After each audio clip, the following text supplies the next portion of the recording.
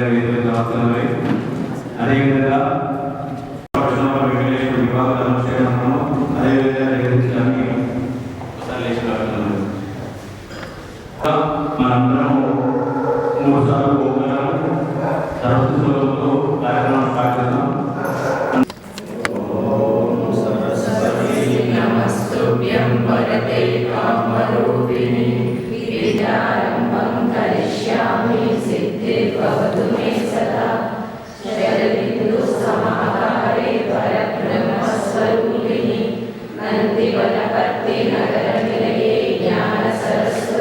సేవా సంస్థ గురించి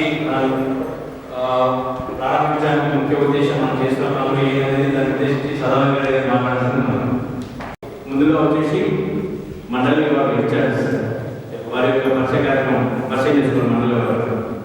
నేను అనురాధ ప్రముఖ ఉంటున్నాను. మాకు సహాయంగా భాగ్యలక్ష్మి గారిని ఎన్నిక చేసుకోవడం జరిగింది. ఉత్సవ కమిటీ విభాగంలో ఉన్నాను. మా ఉత్సవ కమిటీ కోసం 15 మంది కార్యకర్తలుగా ఎన్నుకోవడం జరిగింది. అందులో వసంత పంచమి, 2 వచ్చి దసరా శరణవరాత్రులు, 3 హనుమత్ జయంతి ఎన్నుకోవడం జరుగుతుంది. ఇవి కాకుండా శారదీయ కార్యక్రమం నెల నెల మూలా నక్షత్రం టీంలో మూలా నక్షత్ర హోమం జరుగుతుంది. నేను దళిత పారాయణ మరియు అన్నపూజ విభాగానికి ప్రముఖుని. నా సహాయం వచ్చేసి లావణ్య గారు. మా మండలి ద్వారా జరుగుతున్న పనులు వచ్చేసి ప్రతి శుక్రవారం ఆన్లైన్లో గూగుల్ మీట్ ద్వారా లలితా సహస్రనామ పారాయణ కార్యక్రమం నిర్వహిస్తున్నాము. అది ఇప్పటికీ 165 వారాలు పూర్తయ్యాయి. నెలకు ఆన్లైన్లో గూగుల్ మీట్ ద్వారా లలితా పారాయణ స్వామీజీ సంకల్పం మేరకు లలితా పారాయణ ప్రారంభించడం జరిగింది. అది మొన్న 14వ తారీఖుతో అయిపోయింది. పిల్లలకు పారాయణ 12 మంది పిల్లలు నేర్చుకున్నారు. ఈ మధ్యనే యూత్ పిల్లలకి బాలికలకు కూడా నేను ప్రతిరోజు మా మండలి ద్వారా లలితా పారాయణం నేర్పిస్తున్నాను. ఒక వారం రోజుల క్రితం ప్రారంభించడం జరిగింది. ఇది మా మండలి ద్వారా జరుగుతున్న పని. అంటే ప్రతిరోజు పిడికిడి బియ్యం పోగు చేసి 108 రోజులు పోగు చేసిన బియ్యంతో దేవీ నవరాత్రుల్లో అన్నపూర్ణాదేవి అలంకరణ రోజు అన్నపూర్ణ కార్యక్రమం నిర్వహిస్తాము. ఇది మా మండలి ద్వారా జరుగుతున్న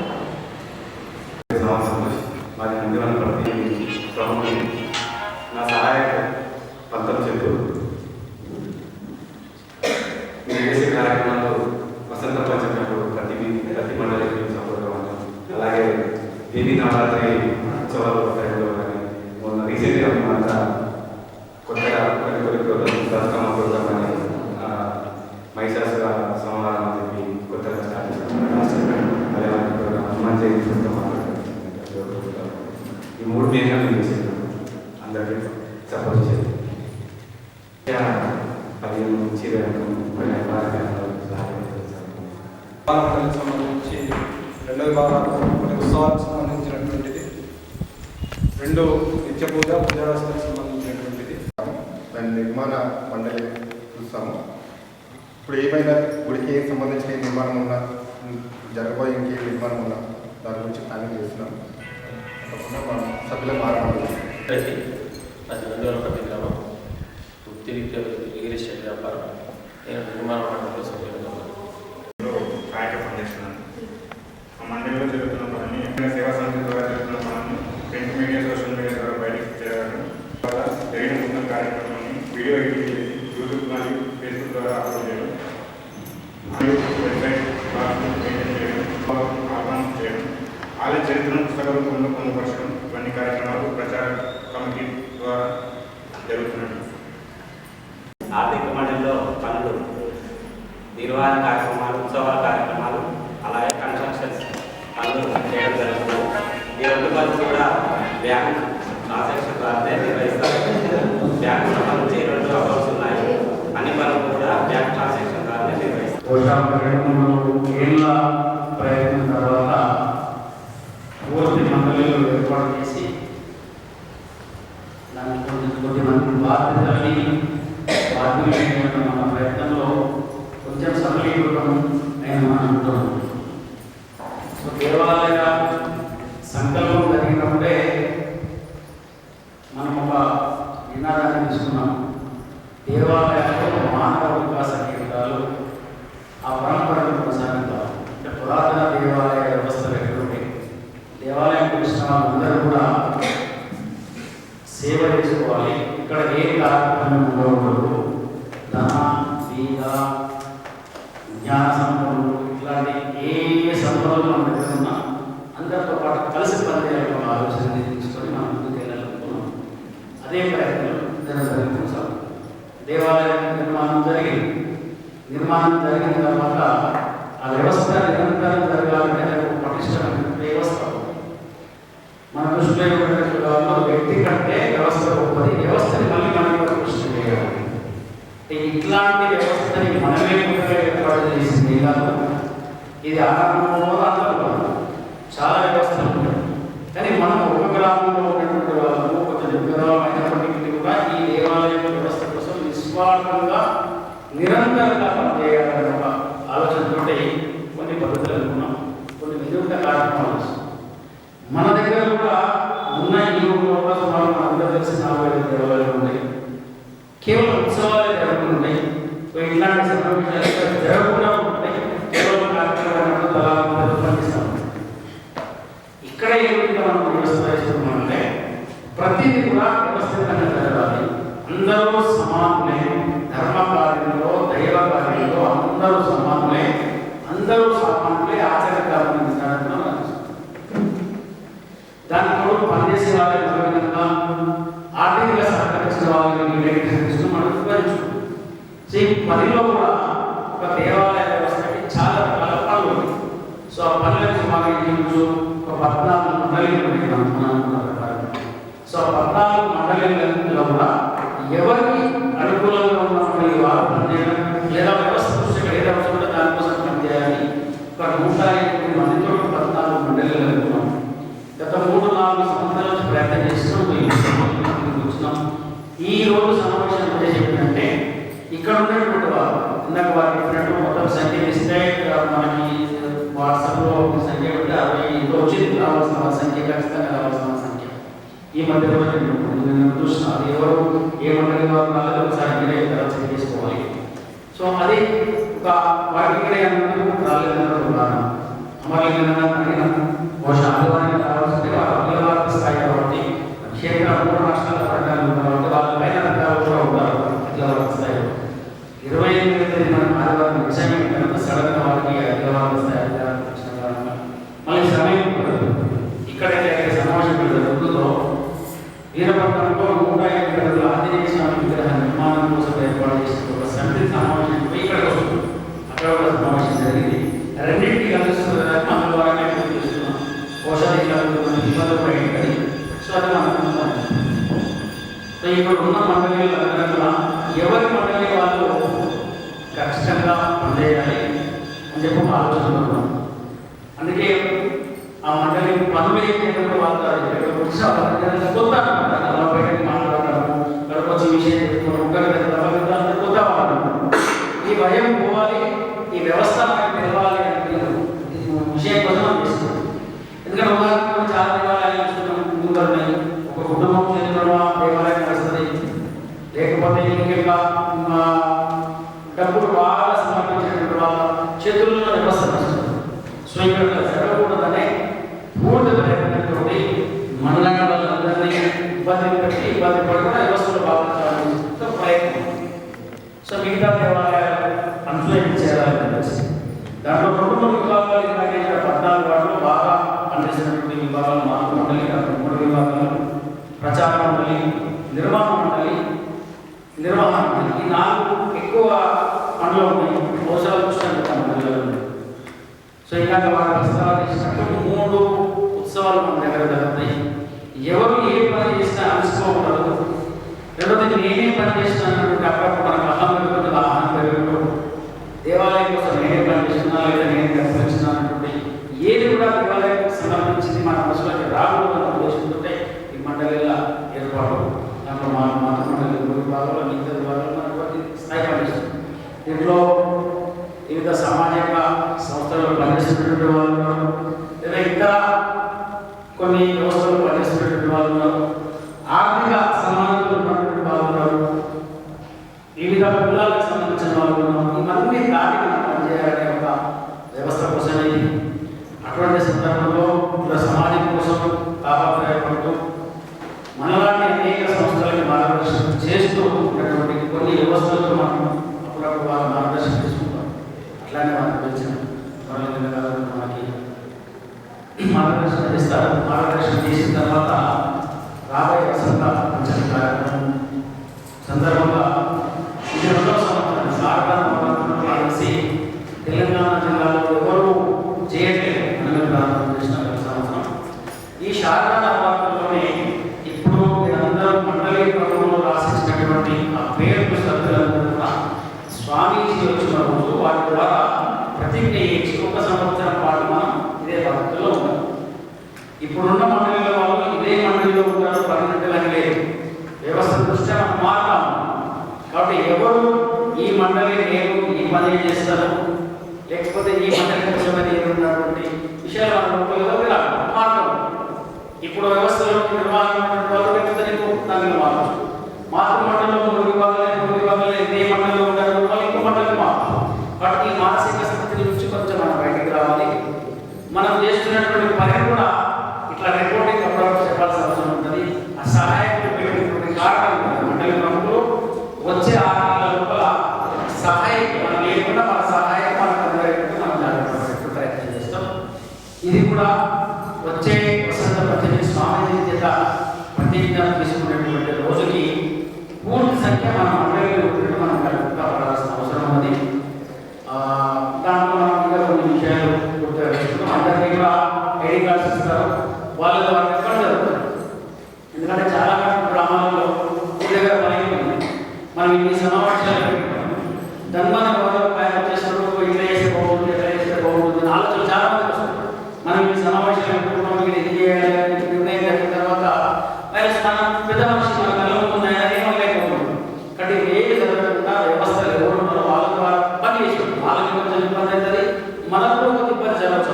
ఎందుకంటే మనం వాళ్ళకి వ్యవస్థలు ఏమనుకుంటారు. కానీ మనం ఎవరైతే మన సమావేశాల్లో ఉంటారో పని పట్ల పూర్తి అవగాహన ఉంటారో, పని పట్ల పూర్తి బాధ్యతలు ఉంటారో వాళ్ళకి పని నేర్పించి పని చెప్పిన తర్వాత మాత్రమే మనం ఆ బాధ్యత ఇవ్వాలనుకున్నాం. ఇప్పుడు ఉన్నటువంటి ఈ మండలి సభ్యులు, ముఖ్యంగా మండలి సభ్యులు, మండలి సహాయకులు కొంచెం శ్రద్ధ పెట్టాలి. ఇప్పుడు రానటువంటి వాళ్ళకి మళ్ళీ స్వామీజీ వచ్చే సమయం కూడా చాలా కష్టం మనకి. ఆ సమావేశంలో ఖచ్చితంగా అందరూ చేయాలి. మొదటిగా మండలి వాళ్ళకి విషయం అందరికీ పర్మనెంట్ ఐడి కార్డ్స్ వస్తాయి. దాని ద్వారా వచ్చే సంవత్సరం అంతా కూడా స్వామీజీ దగ్గర ప్రతిజ్ఞ తీసుకున్న తర్వాత మనం పూర్తిగా పనిచేస్తాం. మనం పనిచేసిన తర్వాత మళ్ళీ సమీక్షలు జరుగుతుంటాయి. ఏ మండలి ద్వారా ఆ మండలి అనుకున్నటువంటి పనులు ఖచ్చితంగా చేశారా, వాళ్ళతో పాల్గొన్నా అందరూ జరుగుతూ ఉంటాయి. మనం చేస్తున్నటువంటి ప్రతి పని కూడా ఇక్కడ గ్రంథస్థ తెలిసిన ఎవరు పనులు ఉన్నారు, ఎవరు డబ్బులు ఇస్తున్నారు, ఎవరు ఇంకేం ఇస్తున్నారు, ఎవరికి డబ్బులు వచ్చింది ప్రతి ఒక్క గ్రంథస్థం జరుగుతుంది.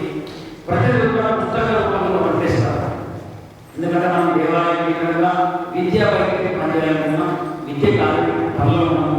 వైద్యం మన దగ్గరలోనే త్వరలో అనుగుణంగా అంటే 60 సంవత్సరాల పైబడి నిండినటువంటి వాళ్ళకి, ఇంట్లో ఆధారాలు లేనటువంటి పెద్ద వాళ్ళకి మెడికల్ అసిస్టెన్స్ ఇవ్వాలన్న నిర్ణయంలో ఉన్నాం. అది దేవాలయ కేంద్రంగానే జరగాలనుకుంటున్నాం. అది అమ్మవారి అనుకోవడం ద్వారా 52 సంవత్సరాల వరకు మనకి కల్పన ఉన్నది, ఆలోచన దానికి ఉన్నది.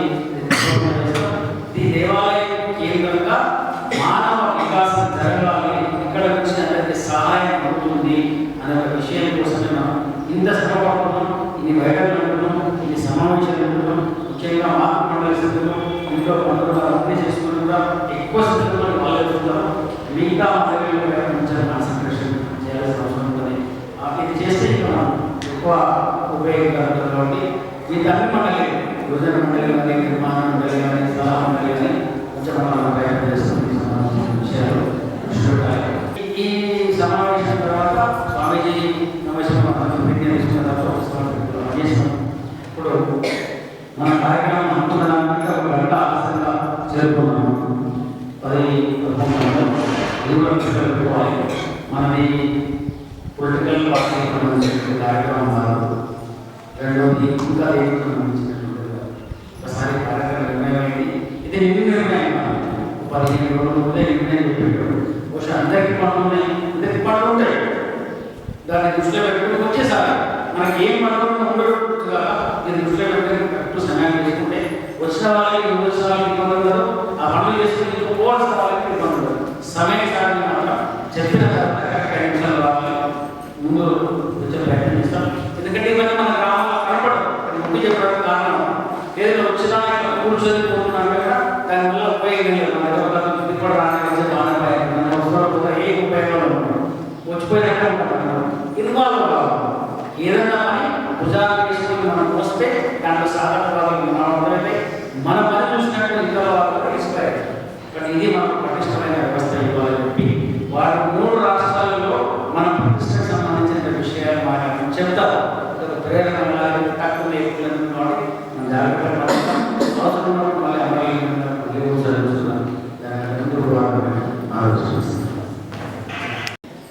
హంపి విరూపాక్ష విద్యారణ్య భారతీ స్వామీజీ వారి పాదపద్మలకు నమస్కరించి, ఎందుకంటే వారి ఆశీస్సులతోనే మనం ఇక్కడ అనేక కార్యక్రమాలు చేస్తున్నాం.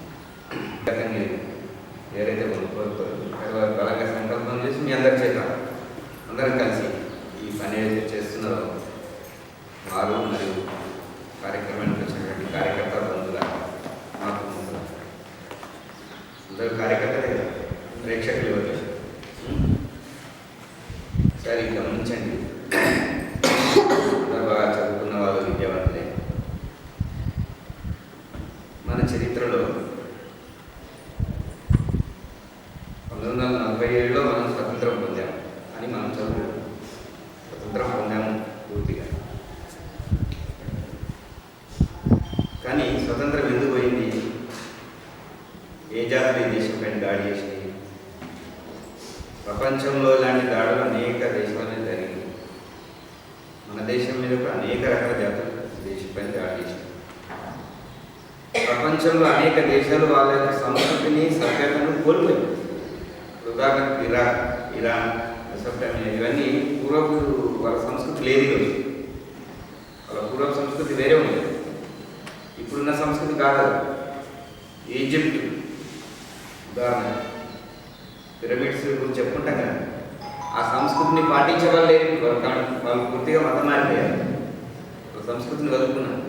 అంటే ప్రపంచంలో వివిధ దేశాలపైన కొన్ని మతాల వాళ్ళు దాడి చేసి వాళ్ళ సంస్కృతిని సమూలంగా నాశనం చేసేసారు.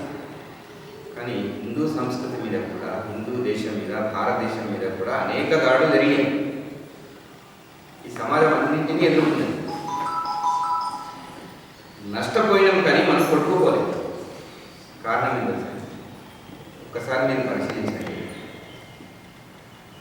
మిగతా ప్రపంచ దేశాలు 15 సంవత్సరాలు, 20 సంవత్సరాలు, 25 సంవత్సరాలు నిలబడ్డాయి, ఎదుర్కొన్నాయి. కానీ ఆ తర్వాత వాళ్ళు కూడా అయితే ఇంకా మనం బ్రతకలేమరా నాయన అని చెప్పేసి వాళ్ళు మతం మార్చుకోవడము, వాళ్ళ సంస్కృతిని వదులుకోవడం చేశారు. హిందూ సంస్కృతి మాత్రం దీన్ని అందుకే సనాతన ధర్మం అంటారు. అనాదిగా, అంటే ఎప్పుడు ఏర్పడ్డదో తెలియదు, అనాదిగా ఉంటుంది ఈ సంస్కృతి మాత్రం. ఇన్ని దాడులను కూడా తట్టుకొని నిలబడగలిగిందంటే ఇక్కడ మన ఋషులు మునులు ఏర్పాటు చేసినటువంటి ఒక శ్రేష్టమైన వ్యవస్థ. అందులో దేవాలయ వ్యవస్థ అత్యంత ప్రముఖమైన వ్యవస్థ. అందుకని బాగా స్టడీ చేసిన తర్వాత ఈ దేశం మీద దాడి చేసినటువంటి అక్బర్, ఔరంగజేబు లాంటి విదేశీ మతస్థులు వాళ్ళు దేవాలయాల మీద దాడి చేసేవాళ్ళు, దేవాలయాలను ధ్వంసం చేశారు. పూజారులని, ముఖ్యంగా పూజారుల మీద, వేద పండితుల మీద భారమైన దాడులు చేశారు. కారణం ఏంటంటే ఈ హిందూ సమాజానికి, మన అస్తిత్వానికి ఆధార బిందువు ఇలాంటి దేవాలయ వ్యవస్థ. అనేక వ్యవస్థలు ఉన్నాయి, కానీ ప్రధాన వ్యవస్థ దేవాలయం. కానీ వాళ్ళు ఎక్కడ దాడి చేసినప్పుడు వెంటనే దేని మీద వాళ్ళు దాడి చేసినట్టే మన భారతదేశంలో ప్రధానంగా దేవాలయం మీద పడ్డారు, పూజారి మీద. అయితే మన పూర్వీకుల యొక్క గొప్పతనం ఏంటంటే ఇన్ని దాడులు జరిగినప్పటికీ కూడా అవసరమైతే పోరాటం చేసినాం, లేకుంటే తల్లిదండ్రులు ఇద్దరు వచ్చారంట. సన్యాసికి తండ్రి పాదాలకు నమస్కారం చేశారు, సన్యాసి తన కొడుకైనప్పటికీ కూడా. కానీ తల్లికి సన్యాసి తల్లికి పాదాభివందనం చేశారు. అంటే తల్లి ఎంత ఉన్నత స్థానం ఉంది అనేదాన్ని చెప్తారు.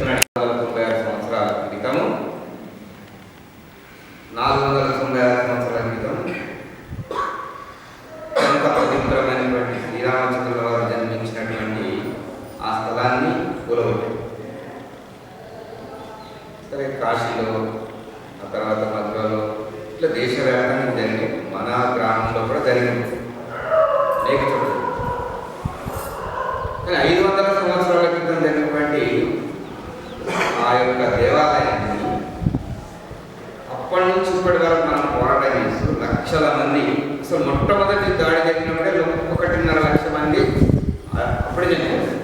ఫస్ట్ టైం ఎప్పుడైతే మీర్ పార్టీ బాబా యొక్క సేనాధిపతి దాడి చేసినప్పుడు మొట్టమొదటిసారి 1,50,000 మంది చనిపోయారు. ఒక దేవాలయం కోసం మన పూర్వీకులు ఎందుకు ఇంత ప్రాణాలు తయారు చేశారు? మన ఆరోగ్యం వదిలేశారా? 500 సంవత్సరాలు పోరాటం చేస్తూ వచ్చామనే విరమించామా?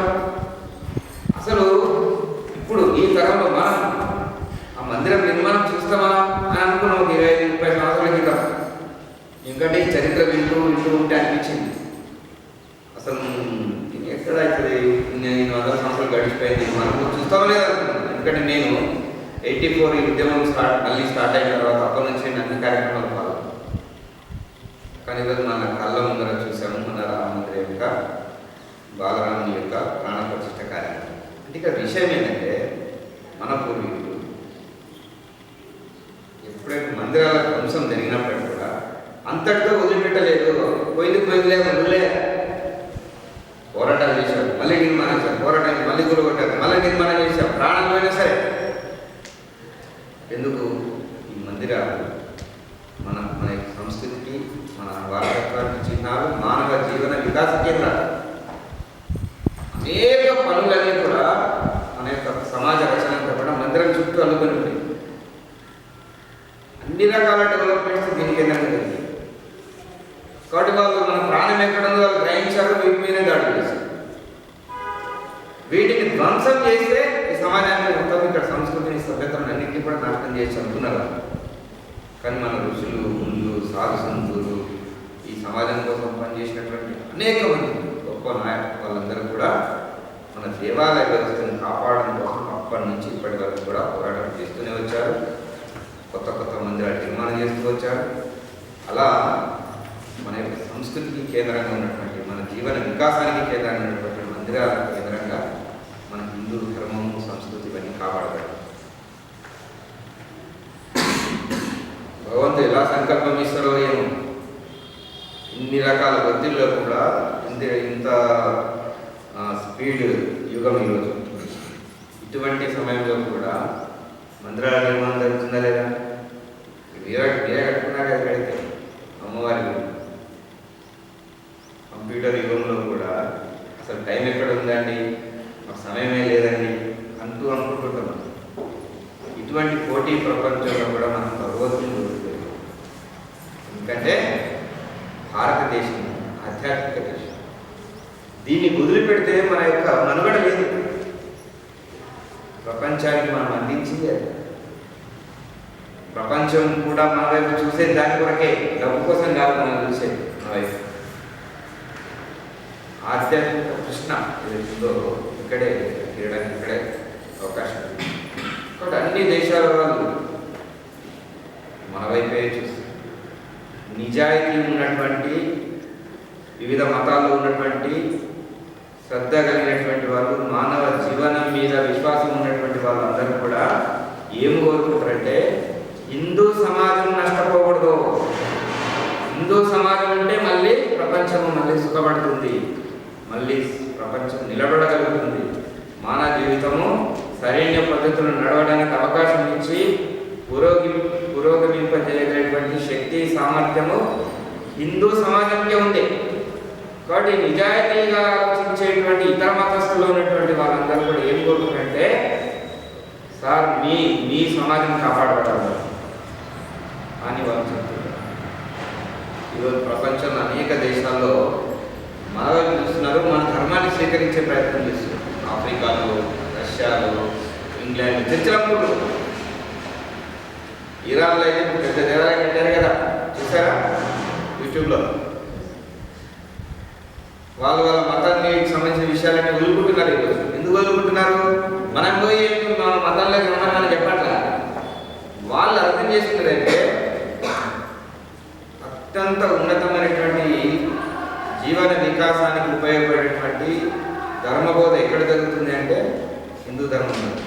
వాళ్ళు గ్రహించారు ఇక్కడ శాంతి ఉంటుంది, సమన్వయం ఉంటుంది, మానవుడు మాధవుడు కావడానికి అవకాశం ఇచ్చేటువంటి అటువంటి ఆ విద్యా బోధన, ఆ మార్గం చూపించేటువంటి వ్యవస్థ హిందూ ధర్మంలో.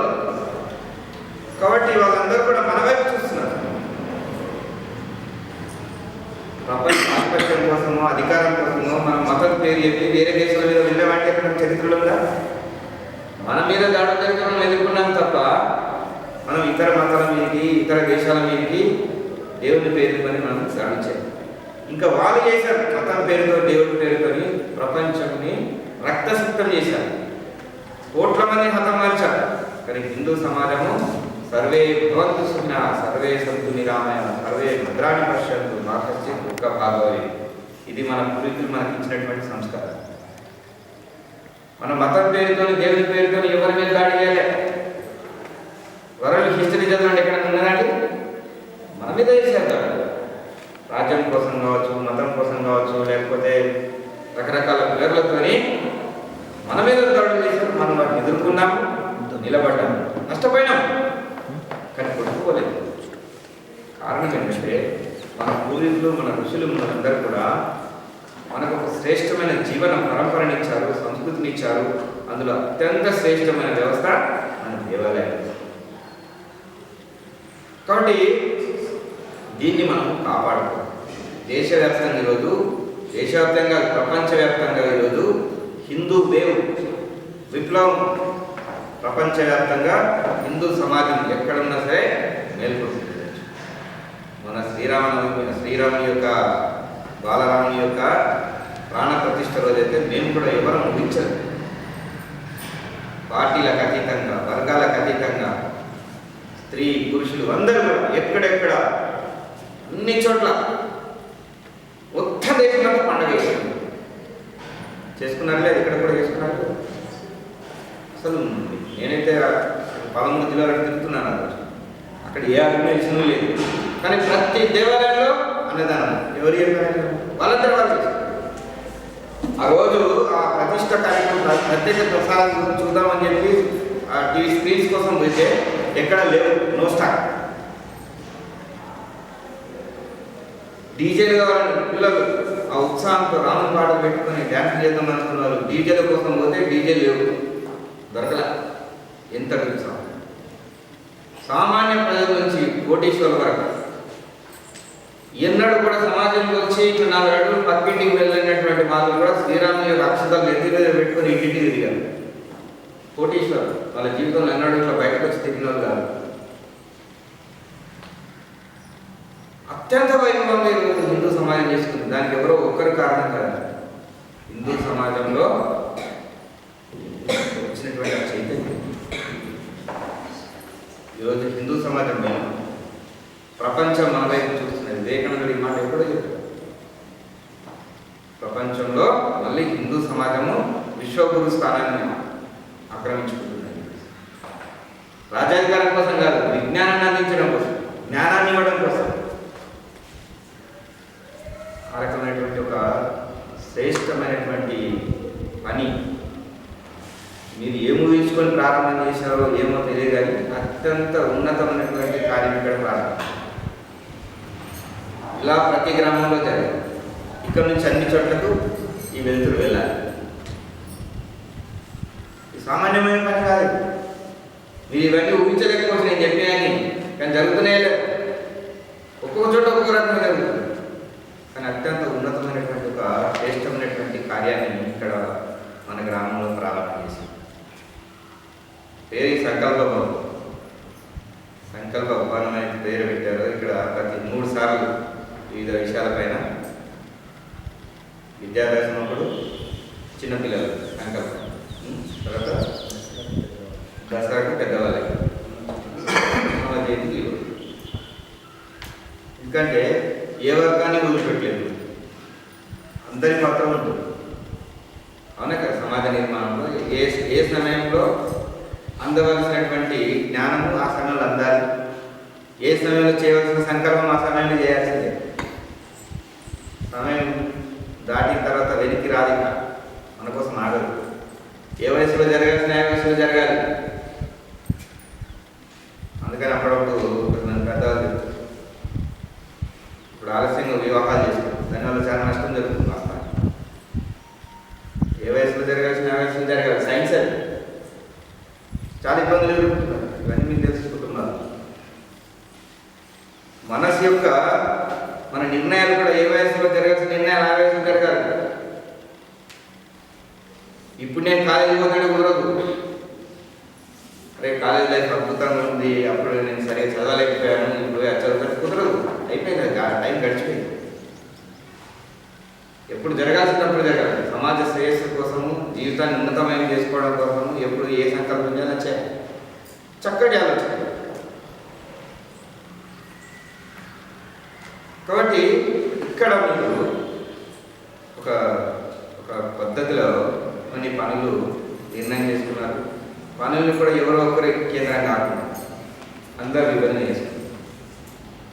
14 మండలిలు ఏర్పాటు చేసుకున్నారు.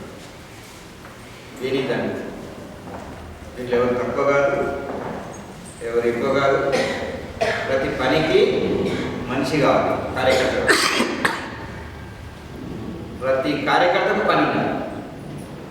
కాబట్టి పని విభజన కూడా సరిగ్గా చేసుకున్నారు. అవసరమైతే ఇంకా అవసరం బట్టి ఇంకా మీరు మిగతా కలుపుకోండి, కొన్ని పనులు యాడ్ చేస్తారు. ఉద్దేశం మాత్రం ఒకటే, దేవాలయం చెందినాక మానవ వికాసం జరగాలి. అన్ని రకాల వికాసం, ఆధ్యాత్మిక వికాసం జరగాలి, తర్వాత ఆర్థిక వికాసం జరగాలి. అన్ని ఇక రెండు రకాల అభ్యున్నతి ఉండాలి. ఇకలోక సుఖం ఉండాలి, పరలోక సుఖం కూడా ఉండాలి. ఇక్కడ ఆధ్యాత్మిక చింతన కూడా ఉండాలి. కాబట్టి ఇక్కడ జరగవలసినటువంటి అన్ని రకాల కార్యక్రమాలు జరగాలి. ముఖ్యంగా ఏంటంటే ఇప్పుడు కొన్ని సోషల్గా అనేక రకాల ఇష్యూస్ మనం చూస్తున్నాం. మన యువకులు చాలామంది అందరూ నిందిస్తూ ఉంటారు, వాడు చెడిపోయాడు, వీడు చెడిపోయాడు, అమ్మాయిల గురించి కానీ అబ్బాయిల గురించి కానీ రకరకాల కాంప్లైంట్ చేస్తుంటాం. ఒక్కోసారి ఆ కాంప్లైంట్ ఒక్కోసారి మన ఇంట్లో కూడా వస్తాయి కదా, కొన్ని సమస్యలు ఉన్నాయి కదా. కానీ ఆ కాంప్లైంట్ రాకముందే తీసుకోవాల్సిన జాగ్రత్తలు విషయం తీసుకోవాలి. ఉదాహరణ, నాకైతే సుమారుగా వారంలో 3-4 మెసేజ్లు వస్తుంది. ఏమండి ఇక్కడ ఈ అమ్మాయి లవ్ జిహాద్లో ఎందుకు పోయింది, ఆ అమ్మాయిని ఫలానా ముస్లిం వ్యక్తి తీసుకెళ్ళాడు, పెళ్లి జరగబోతుంది, కొద్దిగా మీరు ఏమన్నా సాయం చేస్తారు. పడుతున్నది రోజు సుమారుగా వస్తుంది, ఒక్కోసారి బస్సు వస్తుంది. మళ్ళీ కేస్ స్టడీ చేస్తే వెనక్కి వెళ్ళి చూస్తే అమ్మాయి చౌదరిగూడెంలో ఒక అమ్మాయి అయితే పీజీ చేసింది, గవర్నమెంట్ టీచర్ అయింది, పెళ్లి కాదు. ఎవరైనా నన్ను పెళ్లి చేసుకున్నారు అంటే ఆటో నడిపిస్తేవాడు, వాడికి ఏం చదువు ఏదో హై స్కూల్ ఏదో చదువుకున్నాడు, ఆటో నడిపిస్తాడు. ఇంత ఉన్నత చదువు చదువుకున్న అమ్మాయికి తన జీవనాన్ని ఎవరితో పంచుకోవాలని ఎందుకు అర్థం కాలేదు? మన పిల్లలు ఏమర్థం చేసుకుంటున్నారు జీవనం గురించి? కేవలం పుస్తక జ్ఞానం వచ్చినా లోక జ్ఞానం అవసరం లేదా? తన జీవితం గురించి అర్థం చేసుకోవడం అవసరం లేదా? ఏమండి వాళ్ళు మాయ చేస్తున్నారు, ట్రాప్ చేస్తున్నారు, సరే ఇలాంటి ట్రాప్లో పడుతున్న విషయాన్ని మనం ఎందుకంటే తెలియకపోతున్నాం మన పిల్లలు.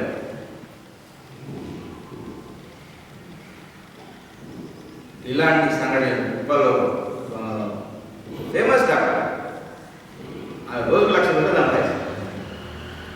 ఇంటర్మీడియట్ చదివే అమ్మాయిని 2 డాక్టర్లు కోటీశ్వర్లు జస్ట్ మెకానిక్గా వచ్చినటువంటి వాటితో ఆమె వెళ్ళిపోయింది.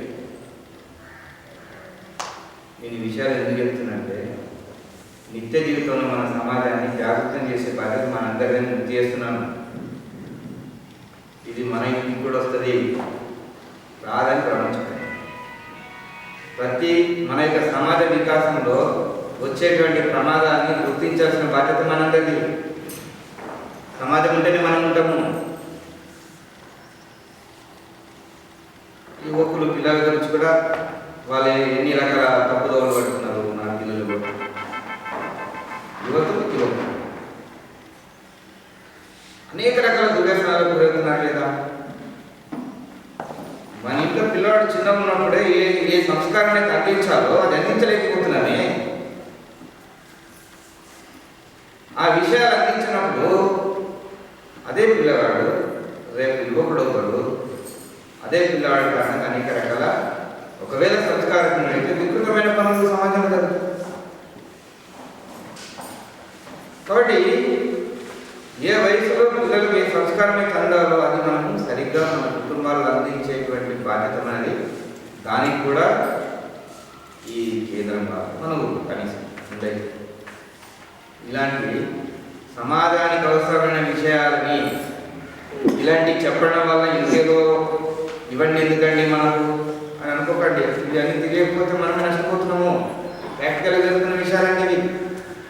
మన ఇంట్లో మన పిల్లాడు దారి తప్పిన తర్వాత బాధపడడం కాదు, దారి తప్పకుండా కావాల్సిన సంస్కారాన్ని అందించాల్సిన బాధ్యత ముఖ్యంగా సమాజంలో మాతృమూర్తులది. తల్లి ఓడి మొదటి బడి. కాబట్టి ఈ దేశంలో అత్యంత ఉన్నత స్థానం ఎవరికి ఇచ్చింది సమాజం అంటే ప్రపంచం మొత్తంలో కూడా అత్యంత ఉన్నత స్థానము మహిళకి ఇచ్చింది హిందూ సమాజం. అప్పుడప్పుడు మహిళలందరూ కూడా హక్కుల కోసం పోరాటం చేస్తున్నాం, సమాన హక్కులు కావాలంటారు కదా.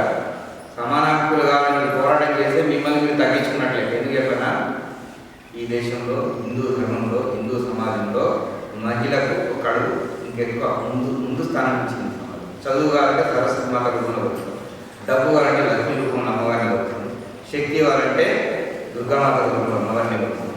అన్ని కూలీలు ఒప్పుకుంటారా? కాబట్టి ఇక్కడ విషయం ఏంటంటే అమ్మవారి రూపంలో మాతృమూర్తికి అత్యధిక స్థానం ఇచ్చింది ప్రపంచంలో హిందూ సమాజం. అందుకని ఇంటిని నడిపించేది ఎవరండి? మాతృమూర్తి, స్త్రీ. సరే కొద్దిమంది తాగుబోతు కాడు తాయిలో రకరకాల మహిళలు వేధించవచ్చు, అది ఆదర్శం కాదు. కానీ హిందూ సమాజంలో హిందూ ధర్మంలో అత్యంత ఉన్నత స్థానం ఇచ్చింది హిందూ సమాజం తల్లికి. వాడు ఎంత గొప్ప వ్యక్తి అయినా సరే అమ్మకు చెప్పకుండా బయటికి వెళ్ళదు. ఒప్పుకుంటారు అంతేనా? ఒక్కోసారి నాన్నగారు చెప్పకపోవచ్చు, అమ్మ చెప్పకుండా బయటికి ఏ పని చేయదు. నేను అనుకుంటున్నాను ఎవరన్నా ఎక్కడన్నా పొరపాటుగా చెప్తాను కానీ అపవాదు. కానీ జనరల్గా అయితే తల్లి అనుమతి లేకుండా ఏ పని చేయను. ఒక్కోసారి అయితే మన దేశంలో సన్యాసి వ్యవస్థ స్వాముల వారు సన్యాసి దీక్ష మన యొక్క సమాజాన్ని తీర్చిదిద్దినటువంటి ఈ వ్యవస్థని మనం పరిపుష్టం చేసుకున్నప్పుడు హిందూ సమాజము ప్రపంచానికి మార్గదర్శిగా నిలబడుతుంది. లేకపోతే పాశ్చాత్య వ్యామోహాలు మనం కూడా కొట్టుకుపోయే ప్రమాదం ఉంది. ఎందుకంటే మనల్ని మిస్గైడ్ చేసి తప్పుదో పట్టించి అనేక రకాల సంఘాల పేరుతోని హక్కుల పేరుతోని ఈరోజు మన కుటుంబంలో నుంచి తీసుకొచ్చేటువంటి ప్రయత్నం చేస్తున్న కారణంగా ఈరోజు ప్రతి చిన్న గొడవకు విడాకులు ఇస్తుంది. ఈ మధ్య నేను సమాజ కార్యకర్తగా కూర్చుంటాను, ఇళ్ళలో అందరితో అటాచ్మెంట్ ఉంటుంది, సమస్యలు కూడా చెప్పుకుంటారు. ఈ మధ్య ఒక 4-5 కుటుంబాలు ఈ మధ్యనే పెళ్లి చేసుకున్న వాళ్ళందరూ కూడా కొద్దిమంది సంతానమైంది, కొద్దిమంది కాదు. జస్ట్ ఒక సంవత్సరం అయితే లేదో విడాకులు వచ్చేస్తుంది. ఏంటంటే అవగాహన రాహిత్యం, భార్యాభర్తల మధ్య ఉండవలసినటువంటి ఆ ప్రేమ ఆప్యాయత పట్ల ముందే ఇవ్వవలసిన మానసిక సంసిద్ధత మనం చేయని కారణంగా వివాహ జీవితం యొక్క విలువను మనం తెలుసుకునే కారణంగా చిన్న వాటికి కూడా నేను ఈ 4 కుటుంబాల మీద కౌన్సిలింగ్ చేసిన వాళ్ళు చెప్పిన కారణాలు అంటే మీరు ఆశ్చర్యపోతారు. చిన్న మనస్పాటులు ఉన్నాయి. ఈ విలువలు ఎవరు చెప్తారు? నిన్న బాలరాముని ప్రతిష్ఠ చేసుకున్నప్పుడు రాముని జీవితం గురించి మనకేం తెలుసు? రాముని మీద విపరీతమైన తప్పుడు ప్రచారం జరుగుతుంది. దానికి ఒక్కోసారి మనం కూడా చప్పట్లు పడుతుంది, లేకపోతే రాముడు జరిగిండొచ్చు అనుకుంటాం. రాముడు సీతమ్మను వదిలిపెట్టిండు, రాముడు చూరుడు నిండు గర్భని వదిలిపెట్టిండు, ఇలాంటి అంటున్నప్పుడు మనం కూడా ఒక్కోసారి ఏమనుకుంటాం, కరెక్టే కదా. మన రాముడికి సీతమ్మ పట్ల ప్రేమ ఉందా లేదా? ప్రేమ అంటే రాముడి సీతమ్మకు రాముని పట్ల విశ్వాసం ఉందా లేదా? ఎక్కడ మీకు అనిపిస్తుంది? రామాయణం చదివేటప్పుడు, రామాయణం వినేటప్పుడు ఇప్పుడున్న పరిస్థితిలో సరిగ్గా చెప్పేవాళ్ళు లేని కారణంగా వరకు మన రాముని మనము ఒక్కోసారి తప్పుగా అర్థం చేసుకునే ప్రమాదం.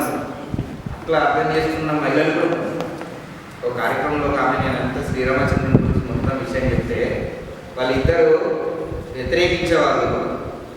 ఏదో వచ్చింది ఇక మొత్తం మీద చూద్దాం ప్రశ్నలు ఏదైనా గట్టిగా అని చెప్పి వచ్చినట్ట. మొత్తం విన్న తర్వాత మనం మీ అభిప్రాయాలు చెప్పండి, మీకు ఏమైనా అనుమానం అడగండి అని చెప్పి. లేదు సార్ మీరు చెప్పిన తర్వాత వాస్తవానికి షీజ్ పీజీ స్టూడెంట్, ఒక పీజీ అయిపోయి ఇంకొక పీజీ అవుతున్నాను.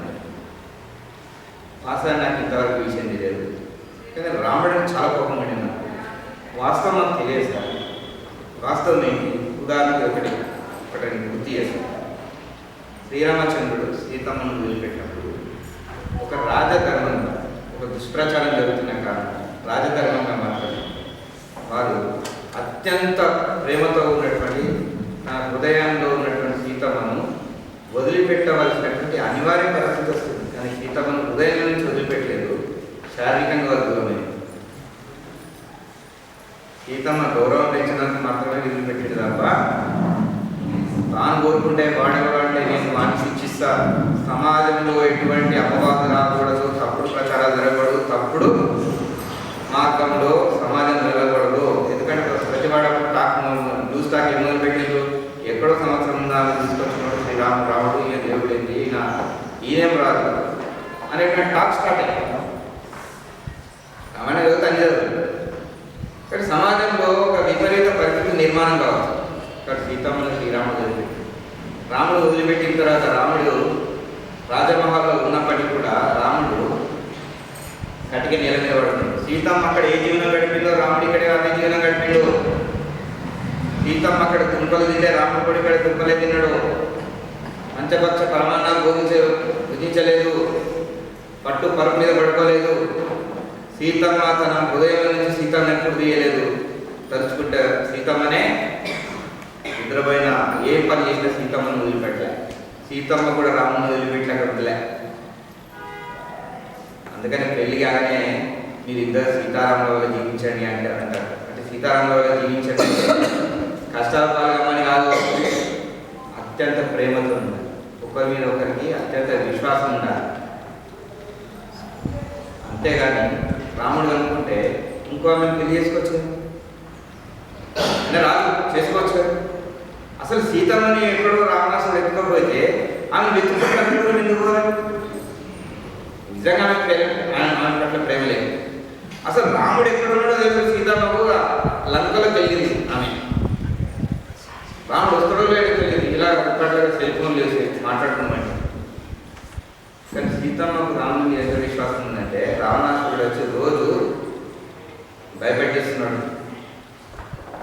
తర్వాత నువ్వు నచ్చ చెప్తున్నాడు, మొత్తం ముల్లోకాలకు రాని ఒకవేళ నువ్వు నన్ను వివాహం చేసుకుంటావు, దీని తర్వాతనే మంటలు జరిగింది. ఇంకా రకరకాల ఆశలు చూపిస్తున్నాడు, భయపెట్టేస్తున్నాడు. ఒకవేళ ఒప్పుకోకపోతే ఒకరోజు తిథిలాగా పడేసి నేను అని చెప్తాను. భయము, ఆశ, చుట్టూత రాక్షసులు, తన వారంటే ఎవరు లేదు. ఇటువంటి పరిస్థితుల్లో ఒక మహిళ భయపడాలా లేదా? లొంగిపోవడానికి కూడా అవకాశం ఉంది. కానీ అమ్మ లొంగిపోయిందా సీతమ్మ? ఏమన్నా తెలుసా?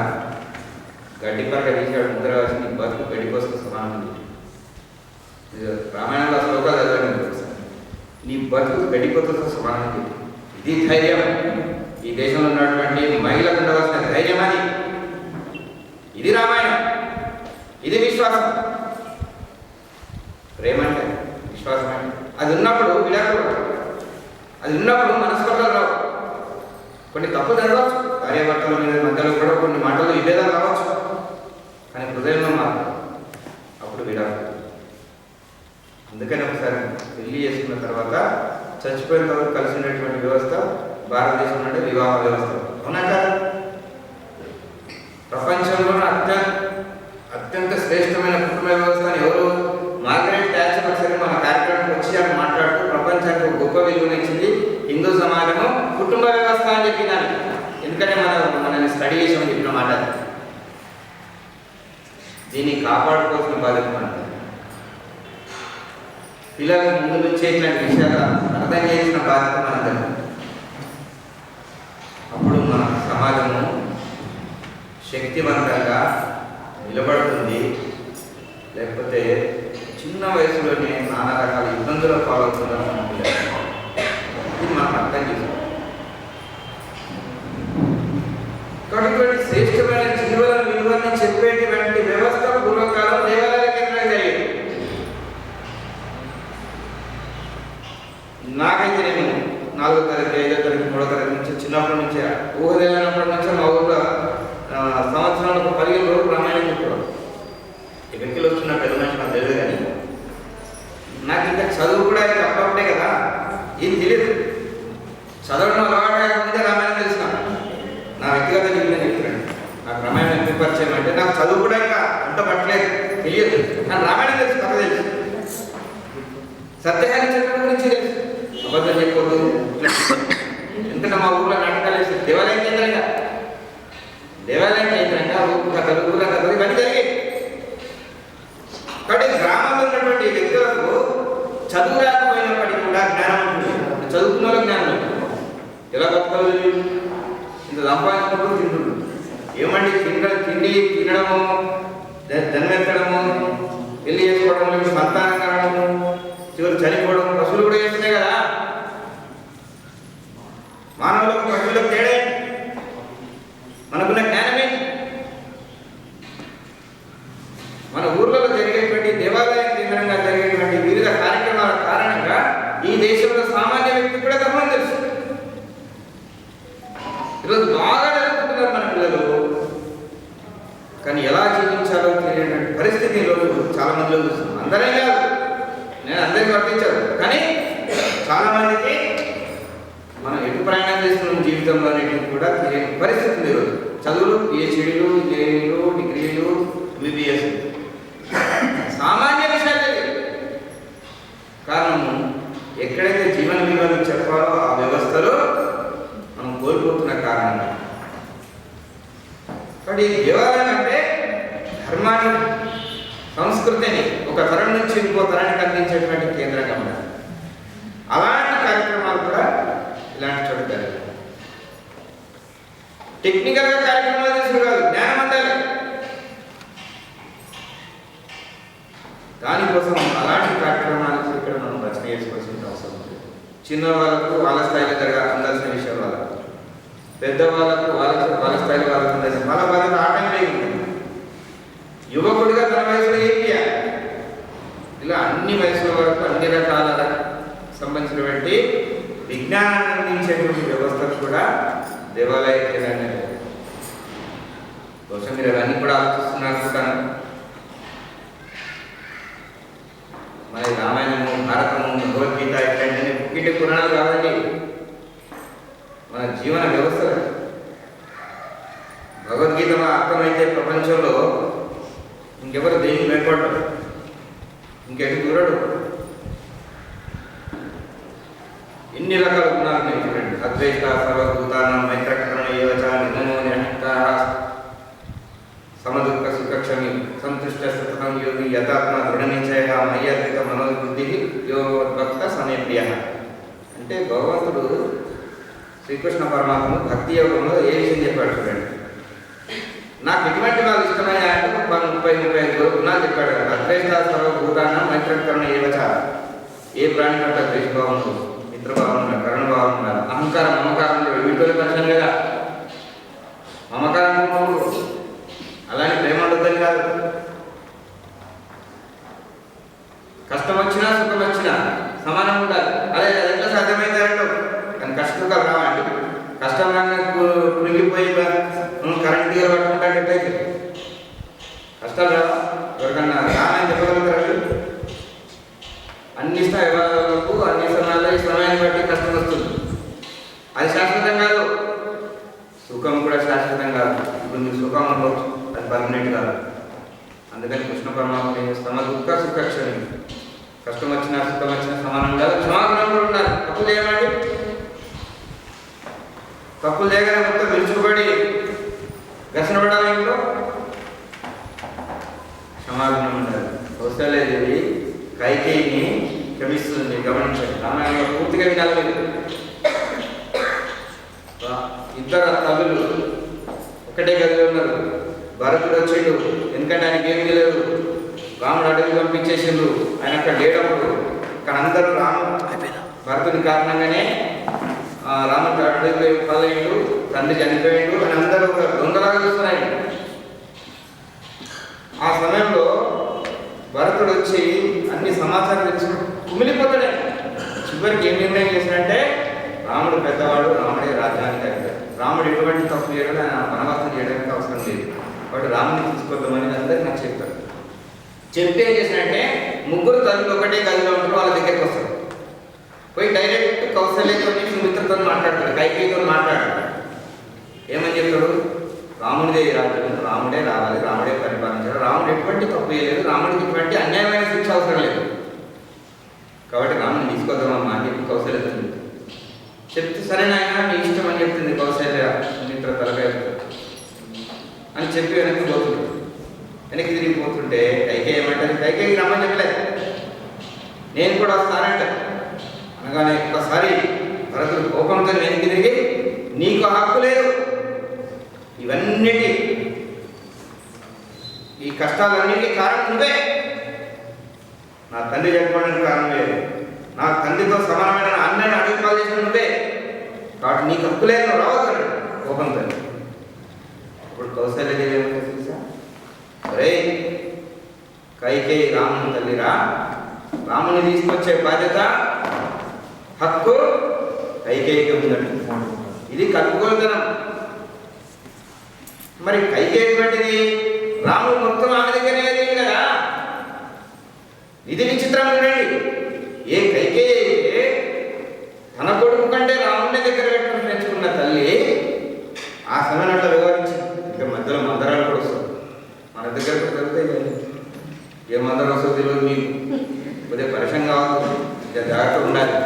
ఏమి మందిరాలు మధ్యలో వస్తారు కాబట్టి ఏదైనా తప్పు జరిగితే క్షమాపణ ఉండాలి. కృష్ణ పరమాత్ముడు భగవద్గీతలో చెప్పిన విషయాన్ని కూడా ఈ సంఘటన చెప్పండి, క్షమాపణ కూడా ఉండాలి. తప్పు చెప్పగానే ఉతికి పారేయకూడదు. అసలు సరి అయితే కాదు, ఎంత ఇంజక్షన్ చేయాలో అంత మొదటి చేస్తే కష్టమైంది ఏమి. కాబట్టి భగవద్గీత కనుక మనము ఇక్కడ ఒక శ్లోకం చెప్పండి, దాని అర్థం ఎవరైనా వివరించండి. యువతి యువకులకు ఆ జ్ఞానాన్ని అందించండి. సంగా సంజాయతే కామః కామాత్ క్రోధో విజాయతే క్రోధోద్భవతి సమూహాత్ సమూహాత్ పృథివృక్షాత్ పృథ్వాంశాత్ బుద్ధినాశాత్ బుద్ధినాశాత్ ప్రణశ్యతే అని ఒకటి ఉన్నది 62 శ్లోకం. దీని అర్థం ఏం చెప్తాను? ఇది అర్థమైతే ఏ అమ్మాయి కానీ అబ్బాయి కానీ ఎలాంటిది జరుగుతా చెప్తున్నాను, జరిగిందే చెప్తున్నాను. ఉదాహరణ ఏదన్నా ఒకటి బాగా కావాలని అనుకుంటే అదే పది దాన్ని ధ్యాస చేస్తే ఏమైతే కావాలని కోరుకోరు, గుర్తుంది లేదు. అయితే ఒక్కోసారి మనకు లభించదు, మనం కోరుకునే అయితే కొన్ని కావుకునే కోరుకున్నది కాకపోసరికి ఏమవుతుంది? నేను రఫ్గా చెప్పేస్తాను. కోపం వచ్చి కోపం ఏం చేసి ఉండదు, కోపం కుంకుమ వస్తుంది అంటారు, కోపం ఎడిదిరుగుతుంది తెలియదు దాని కథ. క్రోధోద్భవతి సమూహం, ఆ కోపంతో ఏమవుతుంది? మంచి చెడును ఆలోచించేటువంటి విచక్షణ జ్ఞానాన్ని కోల్పోతుంది, వివేకబుద్ధి. దాని తర్వాత బుద్ధినాశనం అయింది, ఆ తర్వాత జీవితం నష్టపోతుంది. ఉదాహరణ చెప్తాను. పాలమూరులో ఒక పిల్లవాడు ఇంజనీరు, వాడు ఒక అమ్మాయిని పెళ్లి చేసుకోవడం, ఇద్దరు ప్రేమించుకున్నారు, అమ్మాయి కూడా ప్రేమించుకుంది, ఇద్దరు పెళ్లి చేసుకోవాలి. తల్లిదండ్రులు అబ్బాయి వాళ్ళు తల్లిదండ్రులు చివరికి అమ్మాయి వాళ్ళ తల్లిదండ్రులు కూడా ముందు ఒప్పుకోలేదు. చివరికి వాళ్ళు సరే పోయే నీ ఇష్టం సరి చేసుకోవాలని చెప్పేసి, కానీ ఇటువైపు ఒప్పుకోలేదు. ఒప్పుకోసరికి నచ్చ చెప్పిండు, అనేక రకాల ప్రయత్నాలు చేసిండు, కానీ చివరికి ఇక తల్లి ఒప్పుకోలేదని చెప్పేసి, ఎందుకంటే తల్లిదండ్రులు ఒప్పుకోకపోతే అంత సులభం కాదు ఆయన అని మిగతా వాళ్ళు నాలుగు వాళ్ళు కూడా ముందు తల్లిదండ్రులు ఒప్పించి పెళ్లి చేసుకుంటారు, ఎందుకంటే జీవితం. సరే మొత్తం మీద ఏం చేసిందంటే అమ్మాయిని కాదని ఇంకో అమ్మాయిని పెళ్లి చేసుకుంది. ఈ అమ్మాయిని పెళ్లి చేసుకున్న తర్వాత కూడా మళ్ళీ అమ్మాయి దగ్గరికి వెళ్ళాడు. అంటే అమ్మాయి కావాలని వాడు ఏళ్ళ తరబడి 3 ఏళ్ళు 4 ఏళ్ళు 10 ఏళ్ళు ఆమెనే కోరుకున్నాడు. కానీ ఆయన కోరుకున్నట్టు జరగలేదు. జరగకుంటే కోపం వచ్చింది. కోపంలో విచక్షణ జ్ఞానం కోల్పోయిండు. చివరికి ఏమైంది? ఊరి పెట్టుకుంది. ఇది పరిష్కారం. ఇలాంటి విషయాలన్నీ అందించేది భగవద్గీత, రామాయణం, మన పురాణాల్లో. క్రికెట్ పురాణాలు కావు, కావాలని మనం మనల్ని బుద్ధి మరల్చుకోవడం కోసం తప్పుడు ప్రచారం చేసి విజ్ఞాన కేంద్రాలు, విజ్ఞాన యొక్క సంపద అదంతా. అలాంటి విషయాలకు కేంద్రం దేవాలయం చెప్పడానికి వ్యక్తిగతంగా చదువుకోవాలి. దాంతోపాటు ఇక్కడ అప్పుడప్పుడు ఇట్లాంటి కార్యక్రమాలు జరిగినట్టు కొన్ని విషయాలు మనం ఒక తరం నుంచి ఇంకో తరానికి అందించే వ్యవస్థ ఉన్నదనుకోండి. అప్పుడేమవుతుంది, మన సమాజంలో ఉన్నటువంటి వ్యక్తులు మనందరం కూడా ఏదైనా నిర్ణయం తీసుకున్నట్టు ఆలోచిస్తాం. ఎందుకంటే ఆల్రెడీ జరుగుతున్న విషయాలు, జరిగిన విషయాలు కళ్ళకు కట్టినట్టుగా మనకు చెప్తున్నప్పుడు మన జీవితాన్ని సరి చేసుకోవడానికి మార్గం లభించుంటుంది కదా. కాబట్టి దేవాలయం కేంద్రంగా తప్పనిసరిగా ఇటువంటి మన యొక్క ధార్మిక సంబంధమైన విషయాల్ని జీవితానికి అనుభవించి చెప్పుకోవాల్సినటువంటి అవసరం ఉంది. అట్లాంటి కార్యక్రమాలు కూడా ఇక్కడ జరిగేటట్టుగా ఆలోచన చేస్తే బాగుంటుంది. బహుశా మీ యోజన ఉండొచ్చు. బట్ ఈ పని చేస్తున్నారు మీరు. పని చేస్తున్నప్పుడు కలిసి పని చేయడం అంటే సులభంగా బిల్డింగ్ కట్టడం పెద్ద పని కాదు. వాళ్ళకి డబ్బులు ఇస్తే కట్టిపడేయచ్చు. కానీ మీరు అందరూ కలిసి పని చేయడం సులభంగా. మళ్ళీ ఒక్కొక్కరు వేరే వేరే చోట్ల ఎక్కడో కార్యక్రమం జరుగుతుంటే అక్కడ పోయి వేరే వేరే ఊళ్ళో వచ్చి పని చేస్తాం. కానీ సేమ్ ఒకటే ఊళ్ళో ఉన్నటువంటి మనందరం కలిసి పనిచేయడం అంత సులభం కాదు. ఆస్తులు అడ్డం వస్తాయి, అంతస్తులు అడ్డం వస్తాయి, బంధుత్వాలు అడ్డం వస్తుంటాయి, ఎక్కువ తక్కువ మాట్లాడుకుంటాం, కులాలు మాట్లాడుకునే అవకాశం ఉంది. కానీ భగవంతుని యొక్క దృష్టిలో మనందరం కూడా సమానమే. ఒక శ్రేష్టమైన కార్యం కోసం అందరూ కలిసి పనిచేయాల్సింది, సమన్వయంతో పనిచేయాల్సింది. ఒక్కోసారి ఒక్కొక్కరిలో ఒక టాలెంట్ ఉంటుందండి. ఒక మంచి ఫోటోగ్రాఫర్ ఉంటుంది, ఇంకొక మంచి ఆర్టిస్ట్ ఉంటాడు, ఒక మంచి విజన్ బాగా చెప్పగలుగుతాడు, ఒక ఇంకోదంగా టాలెంట్ ఉంటుంది. అనేక రకాల టాలెంట్స్. ఆ టాలెంట్ అంతా కూడా మనం షేర్ చేసుకోలేదు సమాజ కార్యం. కాబట్టి మన ఊళ్ళో మన అందరం కూడా కలిసి పనిచేయాలి. ఒకరి పట్ల ఒకరు గౌరవంతో పనిచేయాలి, ప్రేమతో పనిచేయాలి, భగవంతుని కార్యం సమాజం. కాబట్టి ఇక్కడ సమన్వయంతో పనిచేయడం అనేది ఒకే గ్రామస్తులు అంత సులభం కాదు. కానీ మన మనసు సరిగా ఉంటే, మన మనసులో నిరంతరం భగవంతుడే ఉంటే ఇవన్నీ ఏం గుర్తుకాదు. అత్యంత ప్రేమతో భగవంతుడి పట్ల భక్తితో మనందరం కలిసి పనిచేసి ఇవన్నీ సాగుతాయి. ఎవరికి వాళ్ళు గొప్పగా భావించో, లేకపోతే పూర్వం తక్కువ అంచనా వేసుకున్నో, లేకపోతే నేను ఎందుకు చేస్తారు అనుకున్నాను అనుకోండి, ఈ పని కొంతకాలం నడుస్తుంది ఆగి. ఇప్పటికే కూడా అనేక రకాల పరిస్థితులు మీరు పని మీద చేసుకున్నాం. ఇంకా ప్రయాణం చాలా దూరం సాగాల్సి ఉంది. బట్ ఇక్కడ మనల్ని మనమే నియంత్రణ చేస్తాం. కొన్ని విషయాలు సరెండర్ అయి పనిచేయాలి. భగవంతుని కార్యం, భగవంతుని ముందు మనందరం సమానం. ఆ రకమైన పద్ధతులు చేస్తే ఈ ఊరిలో ఊరి చరిత్ర కూడా నంది వనపర్తి, ఈ నందులు 108 నందులు, 101 నందులు ఉన్నటువంటి ఒక ధార్మిక క్షేత్రం ఇది. కాబట్టి ఈ క్షేత్రం యొక్క విలువని కాపాడి దాన్ని కొనసాగించేటువంటి అదృష్టాన్ని భగవంతుడు మనకి మీకు ఇచ్చి, భగవంతుని గారి భగవంతుడు చెప్పాడు మీకు పని, అంతేనా? లేకపోతే మేమే చేస్తున్నా కనిపిస్తున్నాం. భగవంతుడు మనల్ని ఎంచుకున్నాం. కాబట్టి ఈ కార్యాన్ని చేయడం ఖచ్చితంగా మనకు మంచి జరుగుతుంది. ఇటువంటి అన్నాను మంచి అనేదంటే కేవలం ఆర్థికపరమైన కోణంలో చూడకండి. భగవంతుడు కృపకు మనం పాత్రలు అవుతున్నాము అని అంటే కేవలం డబ్బు కోణంలోనే చూడవచ్చు. ఇహలోక సుఖం, పరలోక సుఖం ఇవన్నీ అంటుంటాం కదా. మనం చేసిన మంచి కార్యం యొక్క ఫలితము మన పిల్లలు కూడా లభిస్తుంది. కాబట్టి మనం చేస్తున్నటువంటి గొప్ప కార్యాన్ని సమన్వయంతో, కలిసిమెలిసి, ప్రేమతో అందరం కలిసి ఈ పని చేస్తే రాబో రోజుల్లో ఒకప్పుడైతే బహుశా ఇది మంచి సెంటర్ పాయింట్ అయి ఉంటుంది చుట్టుపక్కల గ్రామాలకి. ఇక్కడ చరిత్ర మీద తీసి చదవండి, ఒక విశిష్టమైన గ్రామం ఉంటుంది, 101 నదులతో వర్ధిల్లినటువంటి గ్రామం ఇది. కాబట్టి మళ్ళీ ఈ సాంస్కృతిక పునరుజ్జీవనం ఇక్కడ జరుగుతుంది. సరస్వతి మాత కరుణ వల్ల, స్వామీజీ యొక్క ఆశీస్సుల వల్ల మీ అందరికీ సంకల్పం కలిగింది. ఒకటి వెంకటరెడ్డి గారికి బహుశా అమ్మవారే సంకల్పం చేసినట్టుంది. ఇంకో జీవితాన్ని కోరుకోకుండా ఇదే జీవితంలో ఈ కార్యం కోసమే సదా సేవలో కూడా సదా భగవంతుని సేవలో ఉండాలని వారికి అమ్మవారి యొక్క ఆశీస్సులు కృప ఉన్న కారణంగా బహుశా వారి నిర్ణయం తీసుకున్నారు.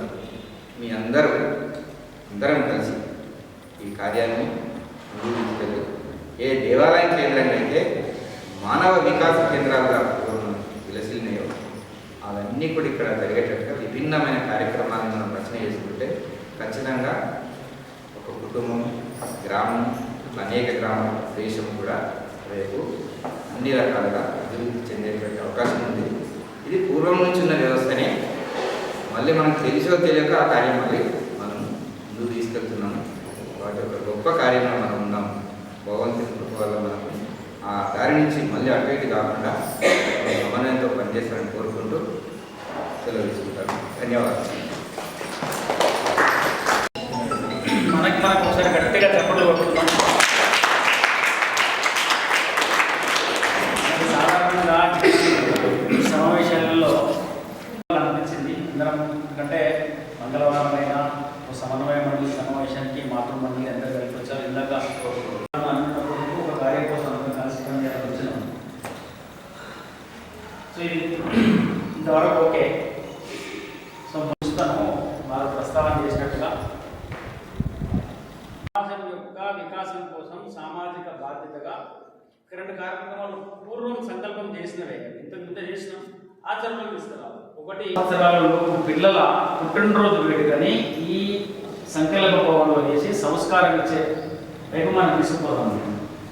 ఎందుకంటే ఇప్పుడు పుట్టినరోజు పండుగలు ఎట్లయితే గుర్తుకు తెలుసు, చాలా మందికి తెలుసు, తీసుకుపోతాం అన్నట్టు ఆలోచన. 14 సంవత్సరాల లోపలే నాకు ఒక రచన ఉన్నది, కొంచెం ప్లాన్ చేస్తున్నాం. ఒక అర్ధగంట కార్యక్రమం ఉంటుంది, కుటుంబ సభ్యులు రావాలా, నాకు స్నేహితులు రావాలా, కొంతమంది బట్టలు పెట్టాలా, ఇది ఒక కార్యాచరణ. ఇది సమాజంలో ఇప్పుడు ఇక్కడ ఆలోచనలు మనమే ఇస్తాం.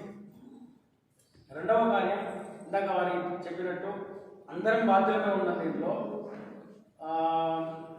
కుటుంబ వ్యవస్థ కొంచెం అట్లా జరుగుతున్న ఈ సందర్భంలో అందరిని ఒక దగ్గరికి తీసుకొచ్చే చిన్న ప్రయత్నంలో తల్లిదండ్రుల పాదపూజ ఒక ఆలోచన ఉంటుంది. అంటే వాళ్ళు ఏ స్థాయిలో ఉన్నప్పటికీ కూడా వాళ్ళ తల్లిదండ్రులకి పాదపూజ చేయించే ఒక కార్యక్రమం స్కూళ్ళలో చేసినాం, సపరేట్గా కార్యక్రమం పెట్టినాం. కానీ మన దేవాలయం కేంద్రంగా తల్లిదండ్రులకి పాదపూజ అనే కార్యక్రమం మనం ఏ స్థాయిలో ఉన్నప్పటికీ సరే, వ్యవస్థలో దూరంగా ఉన్నప్పటికీ ఆ సందర్భం కలుస్తామా లేదని చెప్పి ఒక రచన చేద్దాం, మనం అందరం కలిపి చేద్దాం. ఇది బహుశా నవరాత్రుల్లో సెట్ అవుతుందో ఎప్పుడు సెట్ అవుతుందో. ఇది దేవాలయాలకు సంబంధించిన కార్యక్రమం కాకుండా బయటికి వెళ్ళేటువంటి కార్యక్రమం. ఈ 2 ప్రత్యేకంగా. 3వ విషయము లింగన గారు వచ్చిన సందర్భంగా ఇవన్నీ శుభసంగా జరుగుతున్నాయి. ఇక్కడ ఒక సంస్కార కేంద్రం, బాల సంస్కార కేంద్రం ప్రారంభం చేయాలని చాలా రోజులు మనం ప్రయత్నం చేస్తున్నాం. అది వారం రోజా 15 రోజుల అది కూడా మనం ఈ వసంత పంచమి తర్వాత జరగడానికి ప్రయత్నం చేస్తాం. ఈ 3 విషయాలు తప్పకుండా మనం చేస్తాం. ఇప్పుడు ఉన్నటువంటి మండలి సభ్యులు మనందరం కూడా, అందరికీ కుటుంబాలు ఉన్నాయి, అందరికీ ఉద్యోగ వ్యాపారాలు ఉన్నాయి, అందరికీ రకరకాలుగా ఉన్నాయి, వివిధ సంస్థల్లో బాధ్యతలు కూడా ఉన్నటువంటి వాళ్ళు. కానీ ప్రత్యేకంగా మీ అందరితో మళ్ళీ విన్నవించేది ఏంటంటే ఈ ఆలయ క్షేత్రం కోసం, ఎందుకంటే మనం ఒక ఆశయాన్ని భుజానికి ఎత్తుకున్నాం. మానవ వికాస కేంద్రాలుగా నిలిచిన మన ఆలయాలు ఆ పరంపరను కొనసాగిద్దాం.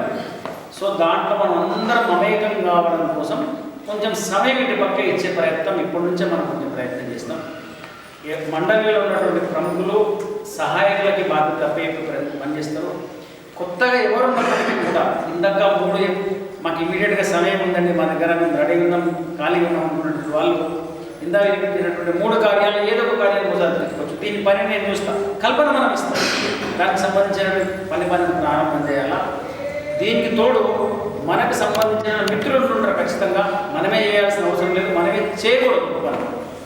బహుశా మీరు అందుకే చూస్తుంటారు ఇక్కడ అన్ని స్థాయిలు పరిచి అందరిని ఒక దగ్గర కూర్చోబెడతారు.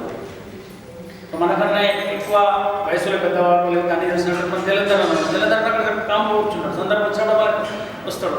ఉదాహరణగా దేవాలయం కోసం ఒక 1000 గజాల స్థలం ఇచ్చినప్పటికీ కూడా ఎక్కడ ఉండాలని అక్కడే ఉంటారు. సందర్భం వచ్చినప్పుడు ఎప్పుడు వాళ్ళు అక్కడ వేస్తారు. సమయం ఎక్కడ అవసరం అక్కడే వేస్తారు. డబ్బులు ఇచ్చినటువంటి వాళ్ళు చాలా మంది గుళ్ళల్లో మీద చూస్తుంటారు. ఫ్యాన్ల పైన పేర్లు ఉంటాయి, తర్వాత ఇంకేముంటారు, ఏది ఇస్తే వస్తువుల మీద పేర్లు ఉంటాయి. మనం నిక్కచ్చే చెప్పాము, మేము పేర్లు ఇక్కడ మీరు ఇస్తే ఇవ్వలేదు. ఎందుకంటే దేవుడికి ఇచ్చిన సొమ్ము మనకి ఎంత ఇస్తున్నామో దేవుడికి ఏం తెలియదు. మనం ఎంత సంపాదిస్తున్నామో నాకు తెలియకపోవచ్చు, లేదా లింగాల గారు తెలియకపోవచ్చు. దేవుడికి సంపాదించలేదు కదా, మనకి ఎంత ఇస్తున్నామో తెలియదా. సో ఇచ్చే గుణం వాళ్ళకి నిస్వార్థంగా సమర్పణాభావంతో ఇవ్వాలన్న ఆలోచన కలిపివ్వడానికి మనం ప్రయత్నపూర్వకంగా చెప్పినాం. ఎక్కడ మీకు పేర్లు రాయాలి, అవసరమైతే ఒక పుస్తక రూపంగా ప్రింట్ ఇస్తాం. ఇక్కడ రెండోది అన్ని స్థాయిల వాళ్ళని ఇక్కడ మనం సమన్వయం చేసుకుంటూ పని చేస్తున్నాం. వాళ్ళందరూ రికార్డు ఉంటారు. మీరు ఇప్పుడు 2008లో పని ప్రారంభమైతే ఎట్లుంది, ఎవరెవరు పనిలో ఉన్నారు, పని దృష్ట్యా కొద్దిమంది వాళ్ళ వ్యక్తిగత కారణాల దృష్ట్యా దూరం అయి ఉండొచ్చు, కొంచెం సమయం తగ్గిస్తుంది. వాళ్ళ రికార్డు కూడా మన దగ్గర ఉంది. ఇప్పుడు పనిచేస్తున్న వాళ్ళ రికార్డు కూడా ఉంది. అందరిది రికార్డు అవుతుంది. ఒకవేళ పొరపాటున మనం చేయడం మర్చిపోయినా పై వాళ్ళు చేస్తుంది. ఇందాకనే వారు చెప్తారు, మనకు రాకపోయినా మన కుటుంబ సభ్యులకు మన పిల్లలకే వస్తుంది. కాబట్టి ఈ దేవాలయంలో వచ్చిన తర్వాత అన్ని తారతమ్యాలు మనసి సరెండర్ అయిపోతాం దేవుడి కార్యానికి. లాస్ట్లో అదే మాట ఏంటంటే సరెండర్నెస్. ఆ సరెండర్నెస్ పనిచేస్తాను. నా దగ్గర డబ్బులు ఉన్నాయి, నన్ను ఎవరు గౌరవిస్తలేరు, లేకపోతే నేను ఎక్కువ కుటుంబంలో ఉన్నటువంటి నాకు మంచి బాధ్యత చేయలేదు, ఇవేమీ మనట్లేదు. ఇక్కడ వచ్చి మన మండలిలో ఎవరైతే సమావేశంలో కూర్చుంటారో వాళ్ళకి బాధ్యతలు ఇవ్వబడతాయి. చాలామంది పెద్దవాళ్ళు ఉండొచ్చు కాక, చాలామంది అనుభవజ్ఞులు ఉండొచ్చు కాక, వాళ్ళ అనుభవాన్ని మన సమావేశాలు నిర్ణయం చేసుకున్న తర్వాతే మన పనుల వల్ల కలుపుకుంటాం. ఇట్లా పిలుస్తాం, ఆహ్వానం చేయమని కలుపుతాం. ఎందుకంటే ఒక పని పట్ల మనకు అవగాహన రావాలి, కలిసి పనిచేయాలనుకున్నప్పుడు ఇట్లా 4 సార్లు కూర్చోవాలి. కూర్చొని మన ఆలోచన పంచుకోవాల్సి వస్తుంది. దానిలో మంచి చెడ్డ విభజన చేసుకుంటాం. చేసుకున్న తర్వాత ఒక స్పష్టమైన విధానం తీసుకుని మనం సమాజం పని చేస్తాం. ఇప్పుడు మనమే కోరుకుంటాం, చాలా దేవాలయం పోయినప్పుడు ఒక దగ్గర కనిపిస్తుంది మనకి పూర్ణ బంధువులు చక్కగా వాళ్ళకి దర్శనం చేసి మనం ఏమనిపిస్తుంది, అప్పుడు మన మీద పెడతాం, అరే వాళ్ళెవరో దొరికి దొరుకుతాను వెళ్ళిపోయారు అని చెప్పేసి. అట్లా మన దగ్గర అనకూడదు. మరి ఎట్లా గౌరవిస్తున్నాం? ఉదాహరణకి డబ్బులు ఇచ్చిన వాళ్ళు ధర్మకర్తల మండలి అని సపరేట్గా ధర్మకర్తల మండలి సభ్యులకి ప్రయత్నపూర్వకంగా 4 సార్లు ఫోన్ చేస్తారు. అందరికి 4 సార్లు మనం ఫోన్ చేస్తాం. దసరా నవరాత్రుల్లో వాళ్ళ కోసం కార్యక్రమాలు ఇస్తాం. వాళ్ళు డబ్బులు ఇచ్చినప్పుడు వాళ్ళని గౌరవిస్తాం. ఇట్లాంటి వ్యవస్థను మనం చేసుకుంటాం. కాబట్టి దీన్ని ఇంకా పటిష్టం చేయాలా. సో దేశంలో ఉన్నటువంటి అన్ని దేవాలయాలకి ఇది ఒక ఆదర్శ దేవాలయం కావాలని మనం బలంగా కోరుకుందాం, ప్రయత్నం చేద్దాం అనుకుంటాం. కాబట్టి ఇప్పటి నుంచి జరిగేటువంటి పనిలో మీకు ఖచ్చితంగా పనులు వ్యాపారాలు అన్నీ ఉంటాయి. కానీ మనం అనుకున్నటువంటి మండలిలో పనిచేయాలా. మన మండలిలో బాధ్యతలు రేపు ఇంకో మండలికి ఆదర్శంగా నిలవాలని అందరం ప్రయత్నం చేద్దాం. స్వామీజీ వచ్చే సమయానికల్లా ఫిబ్రవరి 14 వసంత పంచమి, ఆ రోజు అందరూ వచ్చే ప్రయత్నం చేస్తాము. అందరికీ ఆ రోజు ప్రతిజ్ఞ కార్యక్రమం ఉంటుంది. మిగతా సభ్యులు అందరూ కూడా మండలి ప్రముఖులు సాయకులు వాళ్ళని కోఆర్డినేట్ చేసుకోవాలి. ప్లస్ ఇందాక చెప్పిన 3 విషయాలు కొత్తాయి. ఒకటి 14 సంవత్సరాలలోపు పిల్లల యొక్క పుట్టినరోజు పండుగ చేయడానికి మేము కొంచెం సమయం ఇస్తాం ప్రత్యేకంగా అనుకున్న వాళ్ళు మనం తర్వాత మాట్లాడుకుందాం. రెండోది ఒక సంస్కార కేంద్రం నడుపుదాం అనుకుంటాం, దానికి సమయం ఇచ్చేటువంటి వాళ్ళు మాతృమూర్తులైనా పర్లేదు, ఇక్కడ ఎవరైనా పర్లేదు. మూడోది అందరికీ కలిపి ఆలోచన చేస్తాం. ఆ పాదపూజ కార్యక్రమం ఏ సమయంలో ఏదో వచ్చే బయటకు లేసేది చేద్దాం. అది దేవి నవరాత్రులు అయితే బాగుంటుందా, ఇప్పుడైతే బాగుంటుందా, వాతావరణం అందరూ సమీక్ష చేసిన తర్వాత ఈ 3 కార్యక్రమాలు సమాజ హితాన్ని కోరి చేస్తున్నటువంటి కార్యక్రమాలు ఈ కొత్తగా మనం సంకల్పం తీసుకుందాం. సో మిగతా కార్యక్రమానికి మన ఈ కార్యక్రమానికి ఎంతో అమూల్యమైన సమయాన్ని వెచ్చించి మార్గదర్శనం చేయడానికి వచ్చినటువంటి నమ్మకమైన గారికి, మన జ్ఞాన సరస్వతి దేవాలయ వ్యవస్థ తరఫున హృదయపూర్వక ధన్యవాదాలు. అదేవిధంగా మనందరికీ కూడా మీ అందరికీ కూడా ఇవాళ వ్యవస్థ కోసం సమయం ఇచ్చి ఒక కల్పన కోసం ఇచ్చినటువంటి మీ అందరూ కూడా సేవా సమితి ద్వారా హృదయపూర్వక ధన్యవాదాలతో కూడుకున్నటువంటి అభినందనలు.